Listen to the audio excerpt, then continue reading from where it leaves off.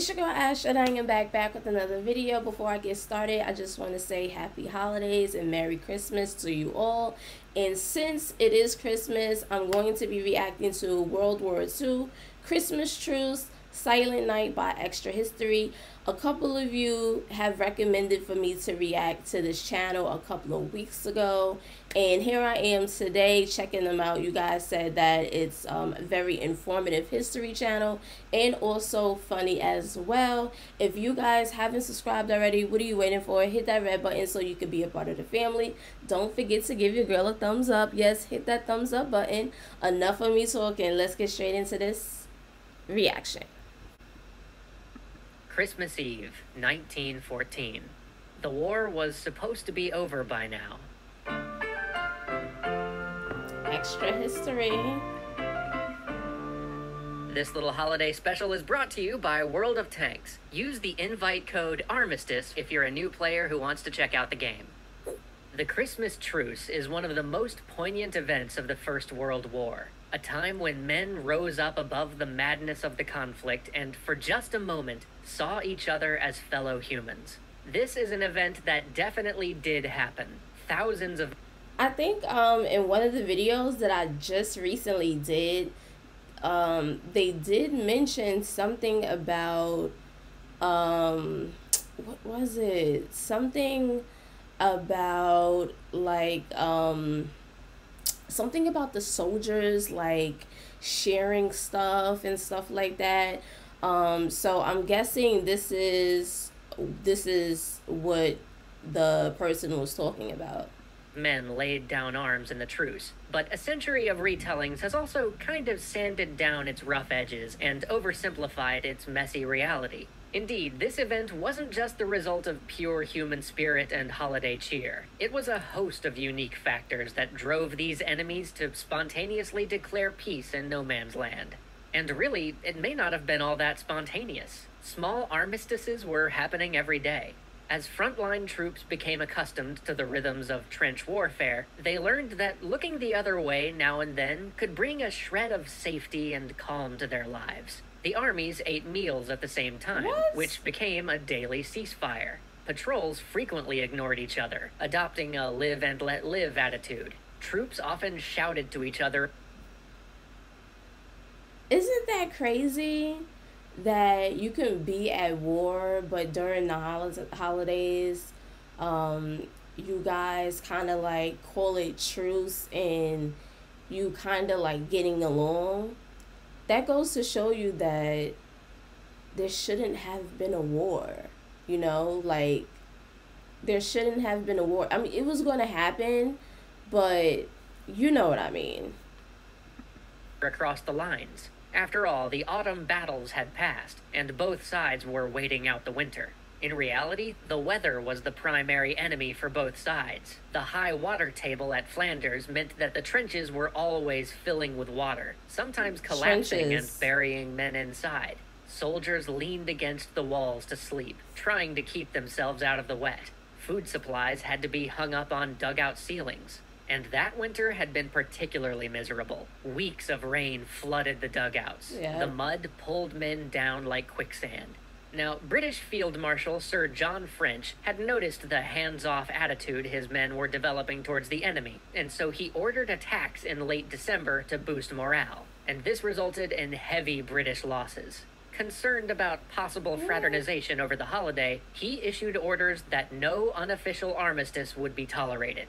Morale was much better over in the German trenches. After all, they were winning. But many men were also experiencing their first holiday away from home. Missing their families. Knowing that this would be difficult, commanders brought Christmas to the trenches, shipping thousands of presents to the field. Each man received a gift from the Kaiser. Cigar boxes for NCOs, a pipe with the Crown Prince on it for the ranks. That was nice. The British, for their part, received a brass box from Princess Mary filled with cigarettes, tobacco, a Christmas card, and sweets. And then there were personal packages. Enterprises sprang up on the home front, offering family members a chance to send gift boxes to the troops. That was British nice. soldiers received plum puddings and 1,000-count boxes of cigarettes.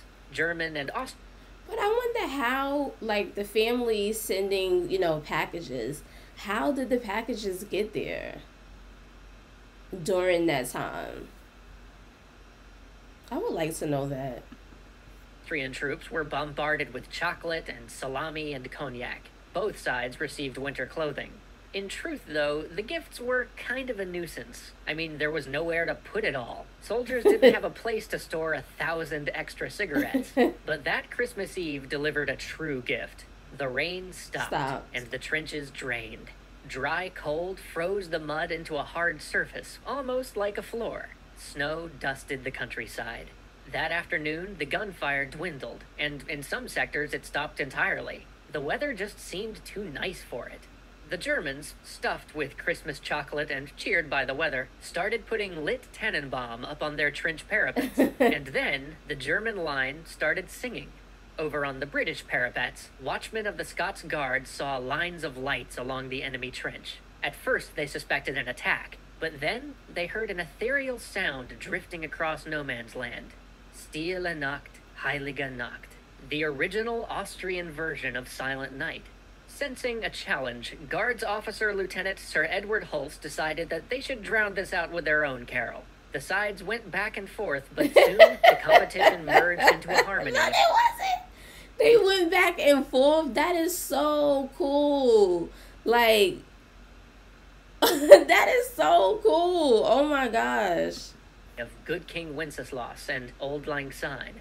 The men began shouting Christmas greetings across the line, jokingly at first. A few even stepped out to talk.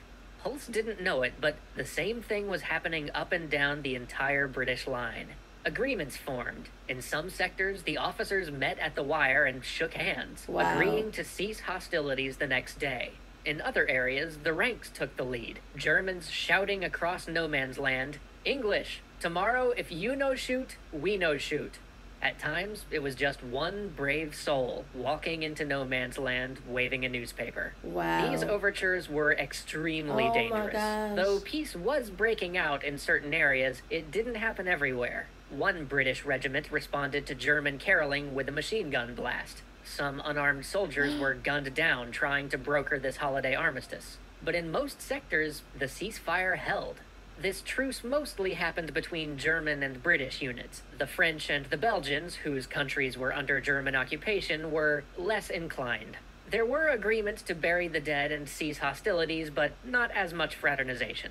Yet a Bavarian unit held fire during a French mass, and both sides halted fighting long enough for a guest, a soloist from the Paris Opera, to make a performance. British Indian troops, who were a bit unfamiliar with this whole Christmas deal, saw the lit German trees and thought of their own holiday of Diwali. Aww. They held fire, but also held position, until some Germans tempted them out of the trenches with cigars and cigarettes. Soon the men were smoking together on the parapet. That Christmas night, the troops slept in sublime quiet. Christmas Day dawned, bright and cold, the sky clear for the first time in weeks. That is like, this is an amazing story. I've never would have thought that they would have actually called a truce during the holidays.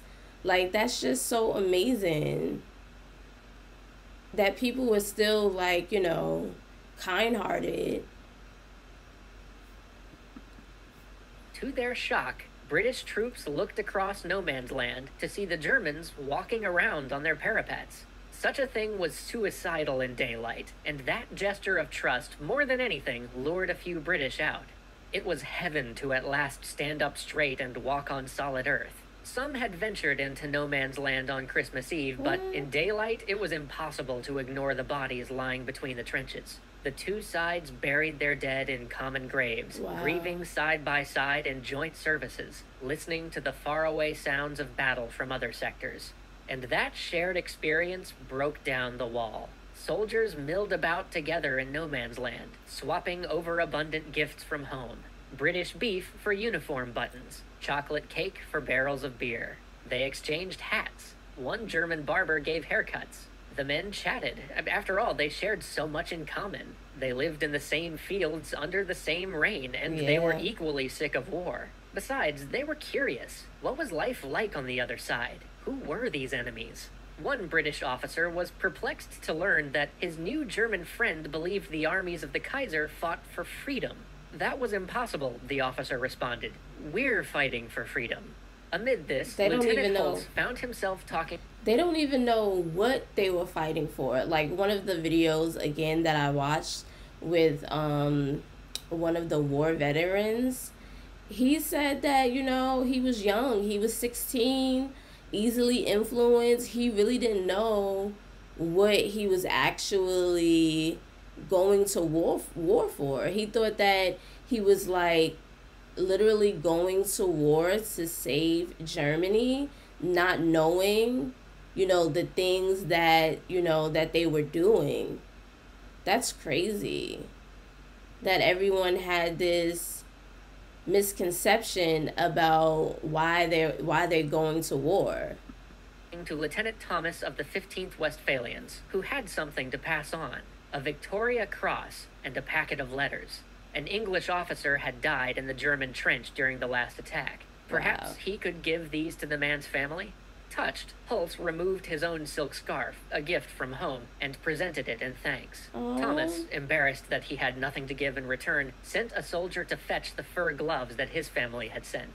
Up and down the line, men started bringing out footballs. Kickabouts broke out, with men from both sides chasing the ball among shell holes and sliding on the frozen ground. In one sector, a group of Highlanders challenged a Saxon regiment, who burst out laughing whenever a kilt flew up during play. But not all of this activity was goodwill.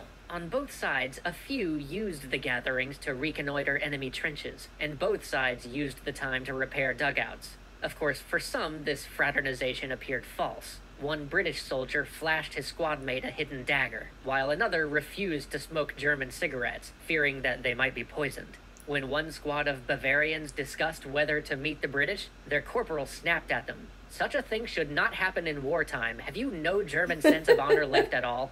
They weren't surprised. The night before, the same soldier had refused to join the unit's Christmas service. Corporal Hitler was odd like that. But his disapproval reflected the general's view. This was exactly the situation that Field Marshal French had feared. Commanders dispatched senior officers to threaten disciplinary action and insist that the men restart the war. In some sectors, the armistice came to an orderly close. Officers from both sides saluted and fired revolvers into the air, signaling that, all right, the war was back on. In a few places, troops resisted until nearly to New Year's Eve, but the generals would not have it. German command dispatched snipers to break the ceasefire. French ordered an artillery barrage, letting the machinery of war roll over the human connections of the frontline troops. Nothing like this Christmas truce would happen again. The generals wouldn't allow it. On Christmas Eve 1915, British officers ordered a 24-hour artillery barrage. Men who tried to form a truce were court-martialed. Machine guns drowned out German carols. But the generals needn't have bothered. The spirit of that truce was unique to 1914, a symptom of a young war. By Christmas 1915, those troops had experienced chlorine gas and creeping bombardments. Zeppelins were bombing London. The Battle of Verdun would end just before the holiday, leaving 750,000 casualties. Wow. Indeed, many of the men who celebrated in no man's land that day would never see another Christmas. One of those unlucky ones was Lieutenant Sir Edward Hulse, who had sung carols and given a German officer his silk scarf. He died 3 months later while trying to save a wounded comrade. He was 25. Just and yet, 25? Hulse is not remembered to... That go to show you how young they were, still had the rest of their lives. This is like such an amazing story. Today for his military achievements, or even the book of letters that his friends published after his death. He and so many others are remembered for a victory entirely their own, when a group of brave men ventured into the line of fire, trusting their enemies not to shoot, and believing that humanity was better than the bonfire it had built for itself. Yeah. Happy holidays, everybody. Oh my gosh. That was such an amazing story. That goes to show you that, you know, people still cared. People still, you know, had morals and values back then. And I just don't know what to say. I'm at awe. You know, I'm at awe. Clearly, they didn't want to be at war with each other. They were able to get along. Oh my goodness. I hope you guys enjoyed this reaction. Comment down below. Let me know some of your thoughts. I think that this is such an amazing story that, you know, these countries, they can go to war and still come together during, well, that one time they was able to come together during the holidays and just, you know, celebrate and stuff like that. So comment down below, let me know what you guys think. Give your girl a thumbs up, and I'll see you guys in the next video. Bye, fam.